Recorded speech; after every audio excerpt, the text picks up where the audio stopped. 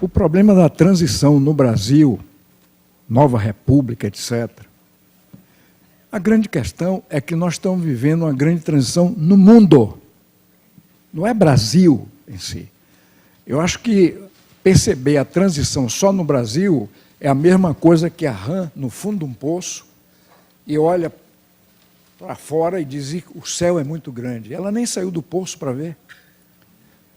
Então, na realidade, nós estamos vivendo um mundo em que nós estamos saindo de uma terceira revolução industrial para uma quarta revolução industrial.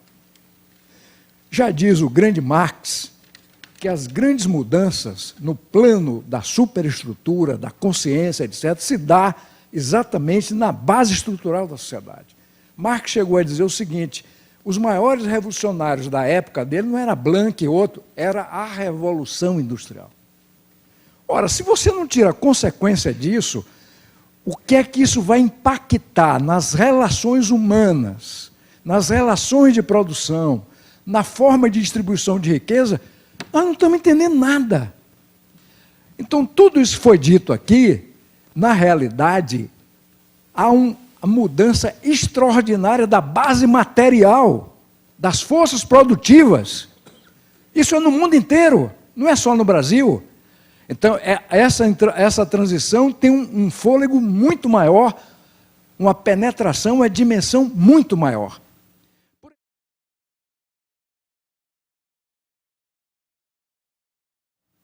Por exemplo, a questão dos partidos. Os partidos também estão metidos nessa transição. Se a gente tivesse tempo, a gente ia debater mais sobre isso aqui. O PCdoB, o Partido Comunista do Brasil, vai fazer 100 anos. Você vai dizer, pô, isso parece uma peça de museu, esse partido, 100 anos. Mas esse partido continua vivo, atuante. É um partido que tem uma quantidade muito grande de mulheres e jovens. Aliás, a característica dele é mulheres e jovens. E realizamos exatamente um dos encontros dos partidos comunistas no mundo, Partido Comunista Operário, com mais de 90 partidos comunistas aqui em São Paulo. Isso é exigência objetiva, não é porque se quer ser comunista. Então, se a gente for entrar na questão dos partidos, a gente tem que ver também dentro dessa transição. A Santa Madre Igreja, a Igreja Católica, mais de 2000 anos. Por que elegeram agora o Papa Francisco? Eu pergunto para vocês. É para refletir essa transição, essa nova época. Então, tudo isso, essa questão dos neopentecostais.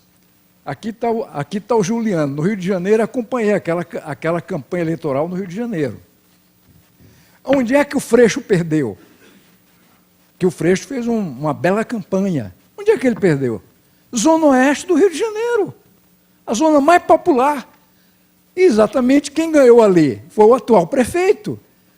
Ou seja, essa é uma região da chamada classe C, onde as igrejas têm uma penetração muito grande, essas igrejas pentecostais.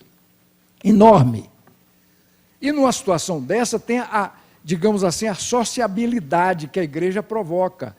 No tempo do Partido Comunista ter uma influência muito grande dos sindicatos do Rio de Janeiro, e a cidade do Rio de Janeiro era a segunda cidade industrial do Brasil, depois de São Paulo.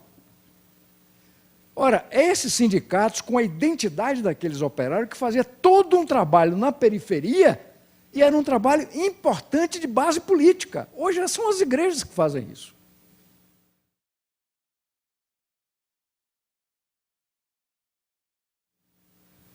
Então, há uma mudança importante que a gente tem que perceber. Por exemplo, esse rebaixamento da consciência de classe que o Juliano aqui salientou, é evidente que faz parte dessa realidade, dessa transição. Por quê? Porque a classe operária mudou, é outra coisa, e diminuiu. E aí?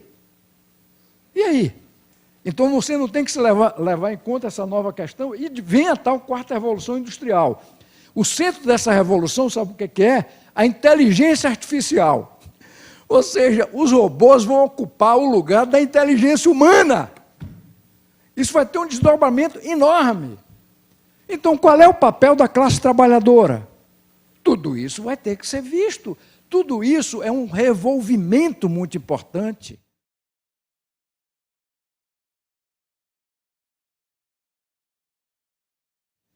E é uma questão que nós não podemos perder de vista, que a sociedade capitalista continua na cena da história pelo domínio político e ideológico e dos valores capitalistas.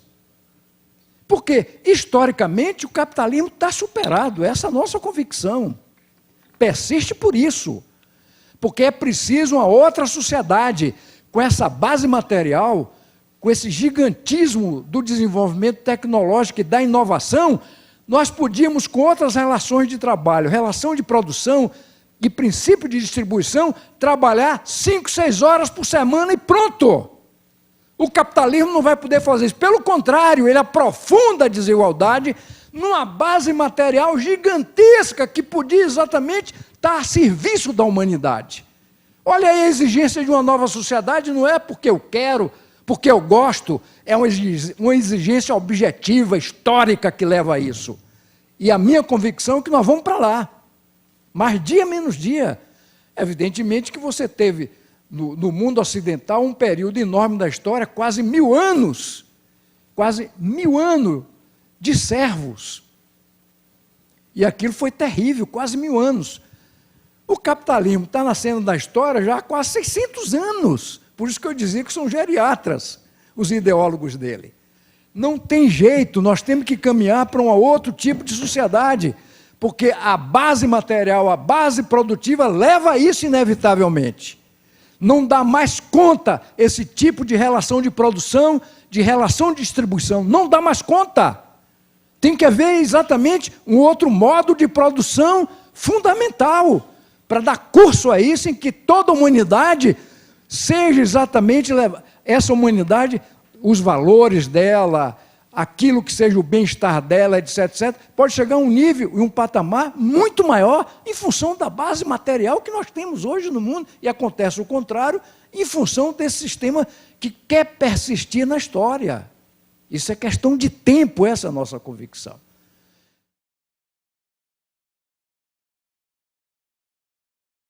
O PT foi um partido muito importante e é um partido importante. Foi e é. Essa é a nossa convicção. Ou seja, o PT, em pouco tempo, chegou ao centro do poder. Com o partido de esquerda, chegou ao centro do poder. E esse partido, no centro, ganhou, eu disse aqui no começo, 4 eleições presidenciais sucessivamente. Isso nunca aconteceu na história política brasileira. Isso caiu do céu. Foi por acaso? Quando o Ciro disse que a gente precisa fazer um balanço desse período, inteiramente correto. Porque foi um período que a esquerda teve no centro. Nós tivemos, junto com o PT, o PCdoB, tivemos aí. Temos a nossa responsabilidade, temos também a nossa autocrítica. A ilusão maior nossa, eu estou colocando pela ótica do PCdoB. A ilusão maior nossa foi exatamente não compreender o caráter do Estado brasileiro. Muita ilusão nesse sentido. E estendo isso ao PT também. O que é esse Estado brasileiro? Toda essa história desse Estado brasileiro até o que ele é hoje. O que é essa classe dominante brasileira? O que é essa burocracia do Estado brasileiro? Aí houve muito engano, muita ilusão. Essa questão mesmo da gente não ter meios de comunicação ao nível, ficamos 13 anos, e eles monopolizaram todo o meio de comunicação. E depois se diz o seguinte, que a Dilma é isso e aquilo, que a Dilma foi derrubada, mas por que a Dilma foi derrubada? Já que a gente quer entrar nessa questão. Primeiro, o contexto da Dilma foi muito mais adverso do que o do Lula. Isso o Ciro levantou aqui. Espera aí, vamos ver qual foi o contexto. Aí fica botando sinal de igualdade no período do Lula e da Dilma. Então não compreendeu o contexto. Ele citou aqui por números. Qual era o preço do petróleo na época? O preço da soja na época? Qual que era? As commodities, exatamente, a gente se apoiou nisso. Isso é uma estratégia de desenvolvimento atrasado. O país depender só de matéria-prima e commodity e achar a partir daí que a gente vai distribuir renda. É ilusão. Essa é a nossa convicção. Por isso, se a gente não compreender que o Brasil chegou a ter uma indústria média, desenvolvimento, etc., Você vê a década de 80, a gente exportava produtos manufaturados da ordem de 47%, aí, meados da década de 80. Agora estamos exportando o quê em termos de manufaturado? Não chega a 10%. Então há um grande retrocesso nesse sentido. Essa é uma questão importante. Não dá para a gente distribuir renda na base de desindustrialização, na base só de serviço, que não tem uma indústria à altura que dê qualidade a isso.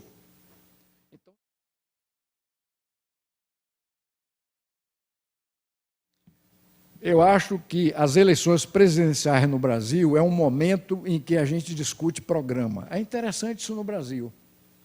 Eu não vi eleição de governador se discutir programa nacional. Eleição de prefeito, discutir programa nacional. As eleições presidenciais, o que ela tem de útil, de importante, é que se discute o programa nacional. Há um debate do programa nacional. Acho que essas eleições presidenciais de 2018 têm um papel importantíssimo. E tem mais, na minha compreensão, primeiro se deveria fazer as eleições presidenciais, discutir o programa nacional, aquele programa nacional que foi aprovado com aquele candidato, aí se depois faria as eleições parlamentares. Aqui se faz o contrário, faz no mesmo tempo. Por isso que a gente está sempre, elege o presidente e ele tem minoria no parlamento. Veja a França agora, pessoal. Eles fizeram exatamente uma eleição presidencial, debateu o programa, etc., etc., ganhou exatamente um candidato com um programa. Agora é que vai fazer as eleições parlamentares, as eleições legislativas. Aí sim, a gente devia fazer isso aqui no Brasil. Então a gente faz exatamente um tipo de coisa em que você faz ao mesmo tempo, o presidente é eleito e o presidente não tem maioria, ou seja, tem até minoria. E como é que governa desse jeito? Por isso que o Lula e Dilma tiveram que fazer o diabo para governar esse país, pessoal. Essa é uma questão. Eu não quero aqui entrar mais nesse problema, desenvolver isso, eu estou só situando pelo adiantado da hora.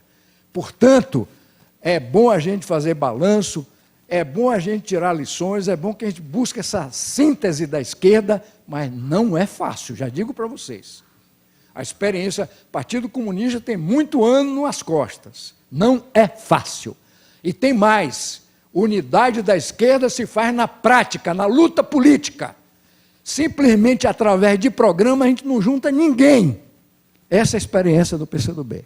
É evidente que você tem que partir de um programa. Mas esse programa tem que ser definido, discutido, debatido e aplicado na prática, aí você vai dizer se ele é justo ou não. Aí que você une. Fora disso, é discursivo. E esse é o nosso objetivo, nós estamos aqui exatamente para buscar essa unidade. Aliás, quem luta mais pela unidade, aliás, é uma plataforma do PCdoB. A unidade é a bandeira da esperança. E isso exatamente é fundamental para nós. Por isso, me parece importante esse debate. É um debate muito rico, e isso se faz pelo Brasil inteiro, pessoal. Esse anseio do debate, de descobrir o que é esse país e saber para onde ir. Portanto, agradeço aqui também aos organizadores desse debate, desse evento, né? Eu acho que a sua posição também, a sua iniciativa, Ivane, é muito importante numa hora como essa. Você aproveita exatamente um momento para que a gente responda a esse anseio também, como aqui as fundações, Perseu Abramo, a Fundação Maurício Grabois, a Campos. Ou seja, é esse o objetivo dessas fundações. Aliás, as fundações desses partidos grandes, ou seja, aí da classe dominante, quer acabar com as fundações. Ou seja, se é 20% que vem para as fundações do fundo partidário, quer passar para 5%, porque aquilo ali é só um instrumento deles, para nada. Para nós, não, tinha que ser muito mais do que isso, porque as fundações é um instrumento importante do debate de ideias, da luta de ideias, da formação teórica, do desenvolvimento teórico, que sem isso nós não vamos avançar. Obrigado.